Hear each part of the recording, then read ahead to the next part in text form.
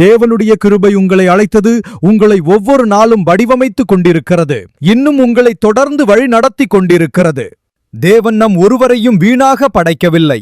தேவன் உங்களை இந்த உலகத்தில் யாரோ ஒருவருக்கு ஆசீர்வாதமாக வைத்திருக்கிறார். உங்களை ஒரு வெளிச்சமாக, தம் கிருபையை வெளிப்படுத்தும் ஒரு பாத்திரமாக வைத்திருக்கிறார். இன்றைய அனுதின தியானம். உங்களை கிறிஸ்துவின் கிருபையினாலே அழைத்தவரை நீங்கள் இவ்வளவு சீக்கிரமாய் விட்டு வேறொரு சுவிசேஷத்திற்கு திரும்புகிறதை பற்றி நான் ஆச்சரியப்படுகிறேன்.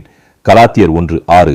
தேவன் உங்களை தம்முடைய கிருபையினால் முன்கூட்டியே தேர்ந்தெடுத்து அழைத்திருக்கிறார். நீங்கள் இன்று இங்கே இருப்பது தேவனுடைய நித்திய திட்டம். இதை குறித்து பவுல் சொல்லும்போது, நான் என் தாயின் வயிற்றில் இருந்தது முதல் என்னை பிரித்தெடுத்து தம்முடைய கிருபையினால் அழைத்த தேவன் என்று சொல்லுகிறார். தேவனுடைய கிருபை உங்களை அழைத்தது, உங்களை ஒவ்வொரு நாளும் வடிவமைத்துக் கொண்டிருக்கிறது, இன்னும் உங்களை தொடர்ந்து வழிநடத்தி கொண்டிருக்கிறது. தேவன் நம் ஒருவரையும் வீணாக படைக்கவில்லை.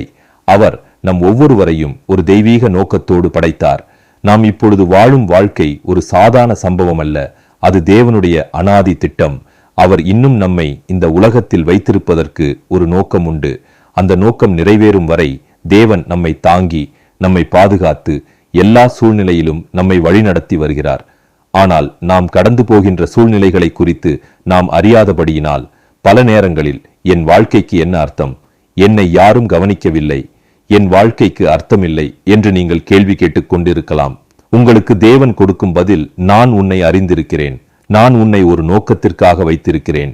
ஆம், தேவன் உங்களை இந்த உலகத்தில் யாரோ ஒருவருக்கு ஆசீர்வாதமாக வைத்திருக்கிறார். உங்களை ஒரு வெளிச்சமாக, தம் கிருபையை வெளிப்படுத்தும் ஒரு பாத்திரமாக வைத்திருக்கிறார். ஒருவேளை அவர் உங்களை பயன்படுத்தி யாரோ ஒருவரின் வாழ்க்கையை மாற்ற விரும்புகிறார். தேவன் எரேமியாவை குறித்து சொல்லும்போது இதைதான் சொல்லுகிறார்.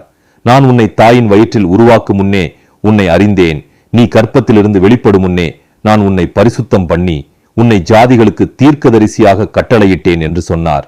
எரேமியா 1:5. தேவன் உங்களை படைத்தது ஒரு உன்னதமான நோக்கத்திற்கு தான். இன்று நீங்கள் இருக்கும் இடம், உங்கள் வாழ்க்கையில் நீங்கள் சந்திக்கும் மனிதர்கள், நீங்கள் கடந்து செல்லும் பாதைகள் எல்லாம் தேவனுடைய திட்டத்தின் ஒரு பகுதிதான். நம்மை உண்டாக்கின தேவன் நம்முடைய வாழ்க்கையின் முடிவையும் அறிந்தவர். நம்முடைய ஆயுசு நாட்கள் அவருடைய கரத்தில் இருக்கிறது. எனவே ஒவ்வொரு நாள் காலையிலும் நாம் விழிக்கும் போது இந்த நாளை தேவன் நமக்கு கொடுக்கிறார் என்றால் அது தேவனுடைய திட்டத்தை நிறைவேற்ற நமக்கு கொடுத்த ஒரு வாய்ப்பு.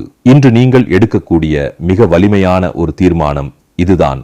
கர்த்தாவே, நீர் என்னை எதற்காக வைத்திருக்கிறீர் என்பதை எனக்கு காண்பித்தருளும், உம்முடைய நோக்கத்தில் நான் நடக்க உதவி செய்யும் என்று கேட்டு அறிந்து தேவனுடைய நோக்கத்தை செய்து முடிக்க நம்மை ஒப்புக் கொடுக்க வேண்டும்.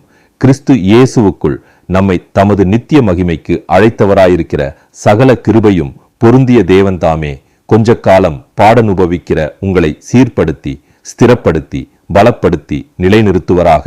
1 பேதுரு 5:10. கர்த்தராகிய இயேசு கிறிஸ்துவினுடைய கிருபையும் தேவனுடைய அன்பும் பரிசுத்த ஆவியினுடைய ஐக்கியமும் உங்கள் அனைவரோடும் கூட இருப்பதாக. ஆமென்.